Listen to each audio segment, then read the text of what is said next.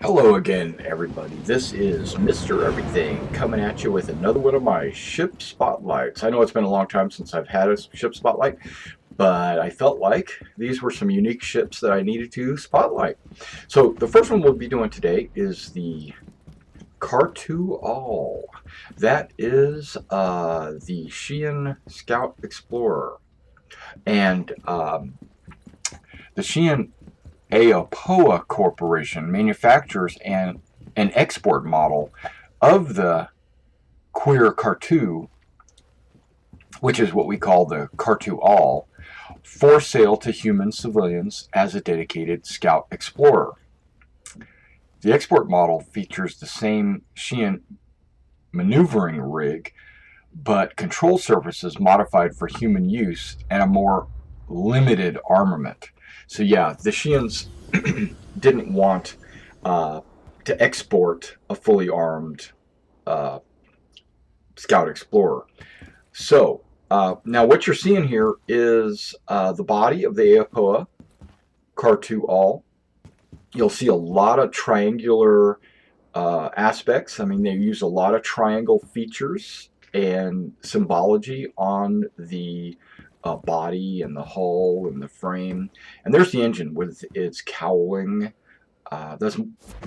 They rotate and maneuver around, so they also serve a dual purpose of acting as maneuvering thrusters.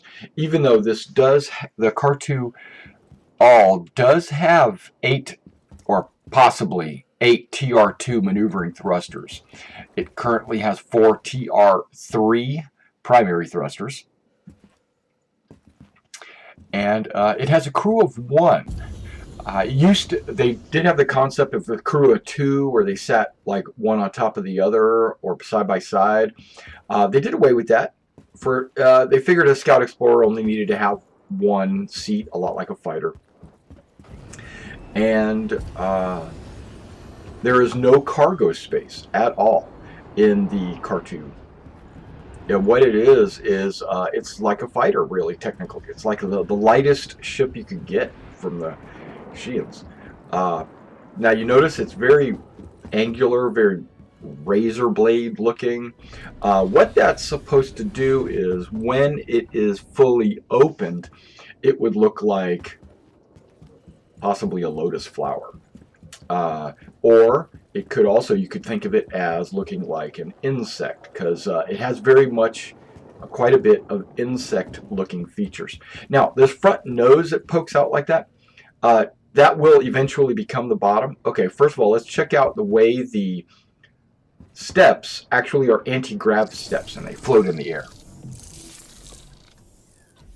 Isn't that cool? Yeah, I thought that was pretty cool.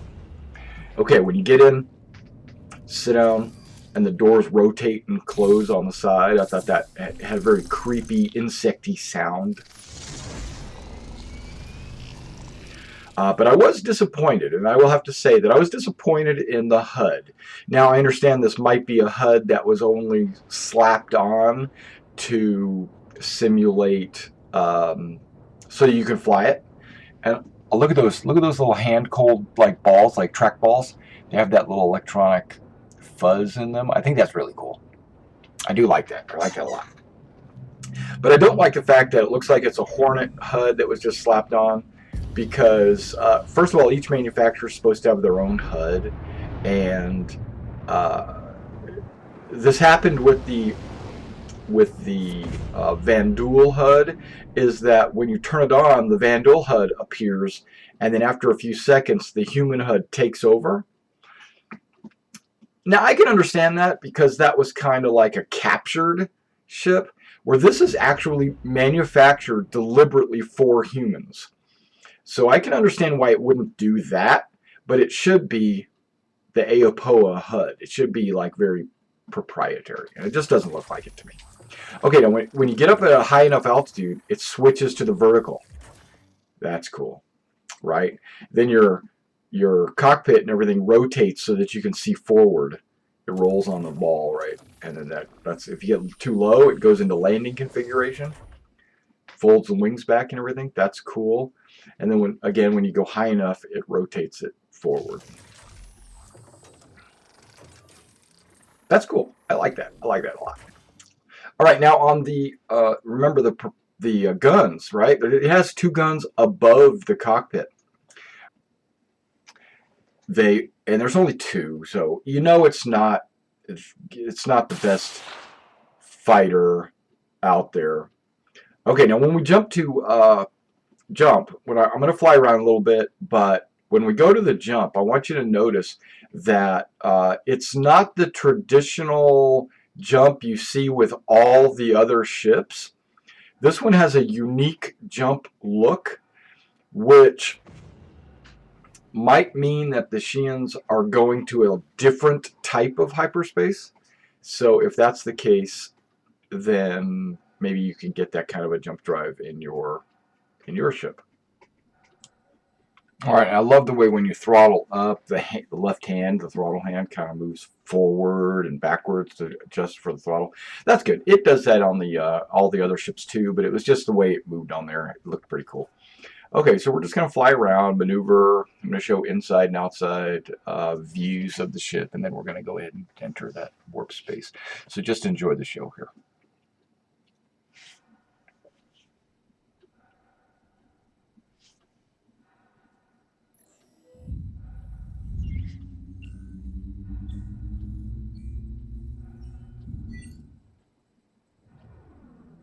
Now this is in Crusader, so I did have a little bit of trouble activating the jump drive to one spot. So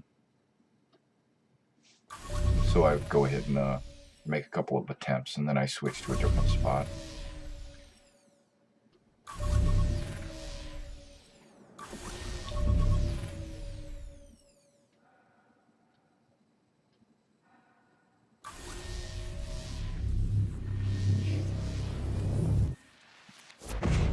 Yeah, isn't that cool? You got that, looks like clouds you're flying through, you know, it's like jump clouds. That's pretty cool.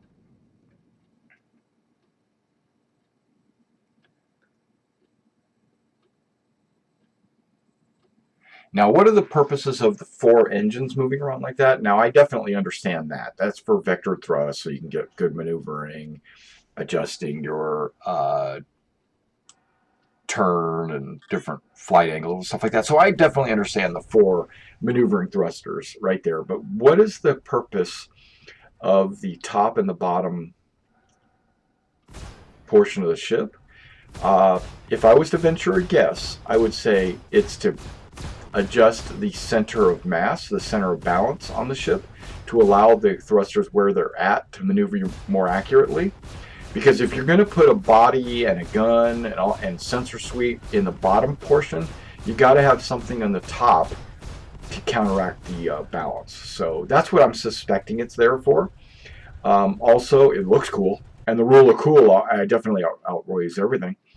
And it could be, you never know. There might be sensors up there. There might be, in some of the concept art, way at the top, there was like a laser cannon pintle mount. It does say in the specs that there will be one fixed mount and one pintle mount. So that could be the non-export version. Now this thing is supposed to be 10 meters long. So you know that's about 30 feet approximately. And it's going to be about 8 meters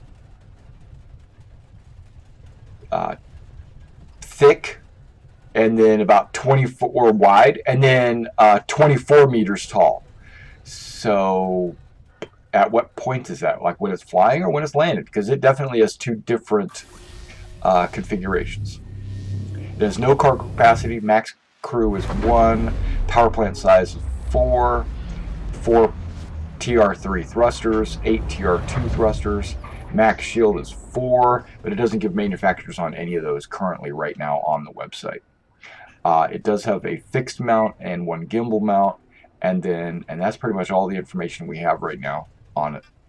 And it's when I come in for a landing. Here we go. Enjoy.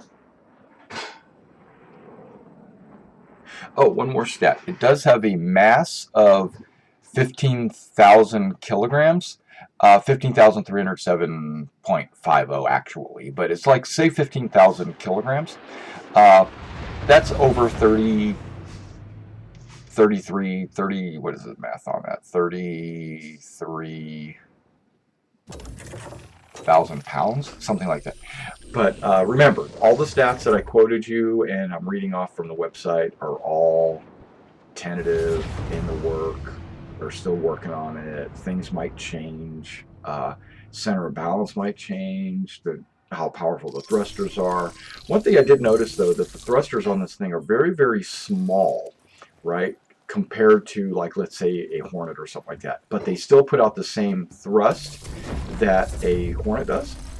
But not really. They say TR4, but or TR3, but maybe that's just because it's alien manufacturer. All right, thanks for coming out and checking out this video of the Khartu All, and I'll see you on the next one.